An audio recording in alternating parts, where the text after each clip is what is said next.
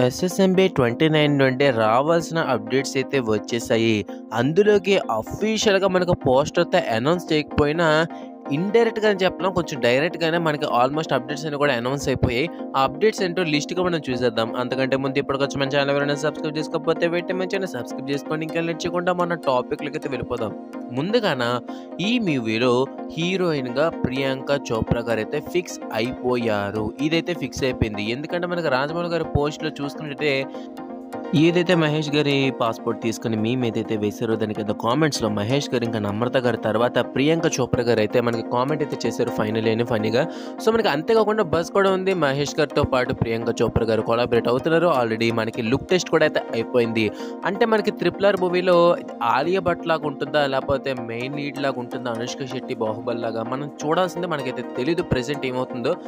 So మనకి ప్రియాంక చోప్రా గారైతే ఎస్ఎస్ఎంబీ 29లో అయితే ఉన్నారు. రెండోది వచ్చేసరికి మనకి ఈ మూవీ షూటింగ్ అనేది ఫిబ్రవరి నుంచి స్టార్ట్ అవబోతున్నది. అది ఎక్కడ అంటే సౌత్ ఆఫ్రికాలో ఆల్రెడీ మనకి జంగిల్లో లొకేషన్స్ అన్నీ కూడా ఫిక్స్ అయిపోయాయి.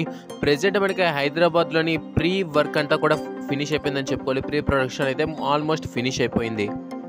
అంతా బానే ఉంది కానీ నా దగ్గర ఒక డౌట్ ఉంది. అదేంటంటే ఎస్ఎస్ఎంబీ 29 పూజ సెరమనీ అయినప్పుడు మహేష్ గారి లుక్ లీక్ అవుతుందని చెప్పి మనకి పూజ సెరమనీ పిక్స్ అయితే బయటకు వదలలేదు.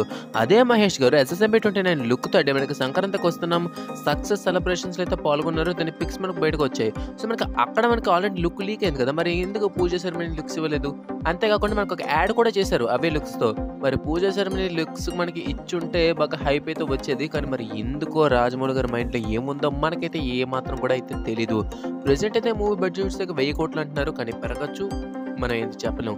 సో ఎంత పెరిగినా సరే ఇది రాజమౌళి గారు ఇంకా మహేష్ గారి ఫస్ట్ ఇంటర్నేషనల్ ప్రాజెక్ట్ కాబట్టి దీన్ని చాలా ప్రెస్టీజియస్గా తీసుకున్నారు ప్రొడ్యూసర్స్ కానీ ఎవరైనా కానీ. సో ప్రెజెంట్ ఇవి ఎస్ఎస్ఎంబీ 29 అప్డేట్స్ అయితే మనకు కావాల్సిన అప్డేట్స్ అయితే వచ్చాయి.